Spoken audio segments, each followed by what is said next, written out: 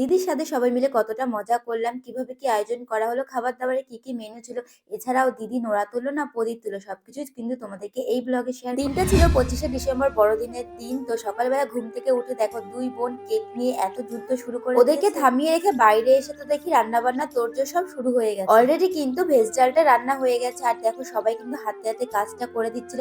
আর আজকে জানো তো রান্না বান্না হচ্ছিল বাইরের কাঠের জালে রান্না করে খাওয়ার মজাটাই কিন্তু আলাদা। আজকের অনুষ্ঠানটা কিন্তু ঘরোয়াভাবেই করা হবে, ওই ধরো আমরা আর আশেপাশের কয়েকজন মিলেই কিন্তু করা হবে। তাই মা, শাশুড়ি মা আর মাইমা তিনজনে মিলে কিন্তু কোমর বেঁধে একদম নেমে পড়েছে। এখানে কিন্তু রয়েছে দুই রকমের মাছ, বাটা মাছ আর কাতলা মাছ। জানো তো বাটা মাছগুলোকে না বাজার থেকে কাটিয়ে এনেছিল, আসলে অনেক মাছ তো কাটতে সময় লাগবে।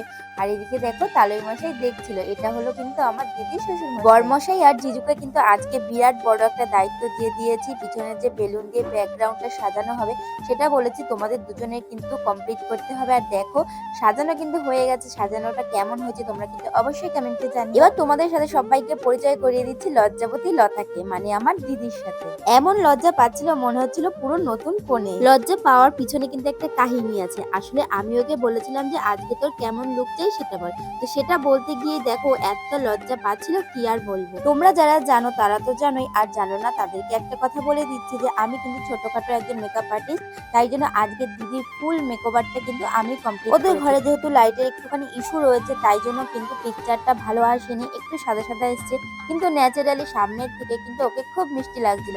সবাই কিন্তু বলেছে ওকে খুব সুন্দর লাগছে। শালি আর জামাইবাবু মিলে কিন্তু খাওয়ার জায়গাটাকে খুব সুন্দর করে সাজানোর চেষ্টা করছি। দিদির স্বাদ উপলক্ষে খাওয়া দাওয়ার কি কি আয়োজন করা হয়েছিল চলো তোমাদেরকে এক একটা করে বলি। প্রথমেই কিন্তু 9 রকমের ভাজা ছিল, তার সাথে বড় একটা মাছের মাথা যেটা কিন্তু নিয়মে দিতে হয়, আর তার সাথে ছিল কিন্তু বাঁধাকপি মাছের মাথা দিয়ে, ভেজ ডাল, বাটা মাছের ঝাল, কাতলা কালিয়া, পায়েস, চাটনি, পাঁপড়, মিষ্টি। এছাড়াও কিন্তু ছিল 9 রকমের মিষ্টি, আর ছিল কিন্তু কিছু কুরকুরে চিপস। আর জানো তো আমার ইচ্ছা ছিল আরো সুন্দর করে ওকে সাজিয়ে গুছিয়ে খেতে দেবো, কিন্তু সময়ের অভাবে কিন্তু সেটা আর হয়ে ওঠেনি। তবে যেইটুকু পেরেছি সেইটুকুই কিন্তু করে। স্বাদ খাওয়ানোর আগে কিন্তু কিছু নিয়ম ছিল, আশীর্বাদের পর্ব, তাই দিদি শাশুড়ি মা কিন্তু ওকে আশীর্বাদ করছিল।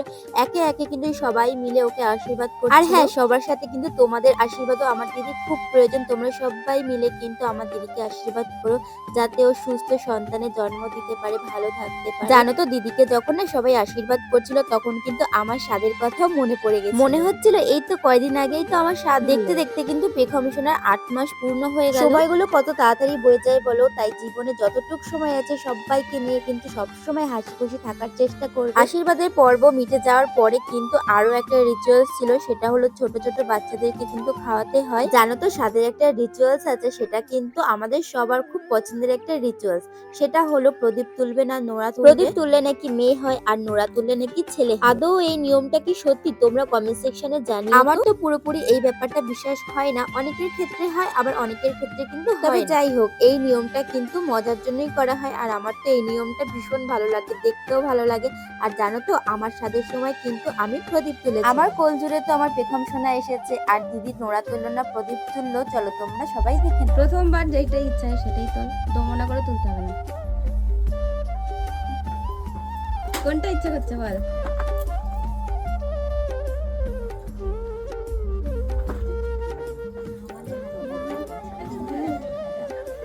যেটা ইচ্ছা করছে তোল।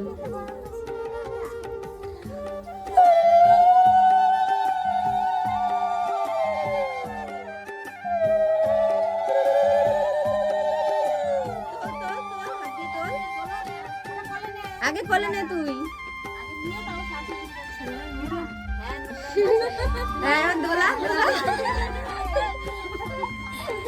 এবার শাশুড়ির কাছে দে তোর ছেলেকে।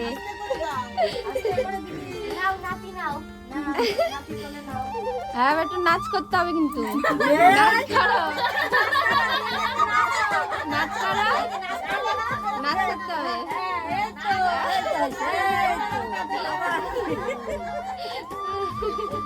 দিদুনের হাতে দাও, হ্যাঁ দিদুনের কাছে দাও।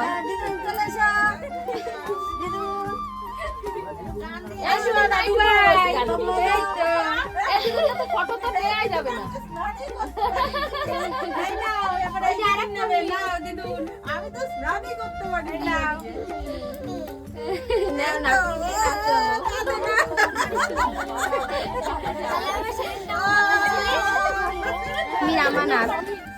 আমার সব রিচুয়ালস কমপ্লিট হয়ে যাওয়ার পরে এবার কিন্তু খাওয়া দাওয়ার পালা। আর বাইরে দেখো সবাইকে কিন্তু খেতে দিয়েছে। আর এইদিকে তো দিদি খাওয়া দাওয়া করে এত কষ্ট হয়ে গেছিল, তাই দেখো বাইরে সিঁড়িতে একটু বসে বসে দেখছিল সবাই খাওয়া দাওয়া করছিল। দিদিকে আর জিজুকে ধরে বেঁধে এনে কিন্তু কয়েকটা ফটো আর তার সাথে কিন্তু কিছু রিলস ভিডিও শুট করে সবকিছু সামলাতে গিয়ে আমি কিন্তু সেরকম ভাবে রেডি হতে পারি। সবাই মিলে অনেক মজা করেছি, আনন্দ করেছি, সেটাই কিন্তু সব থেকে বড় পাওয়া। নেক্সট টাইম কিন্তু তোমাদেরকে কোনো ব্লগে অবশ্যই বলে দেবো দিদির ছেলে হলো না মেয়ে হলো।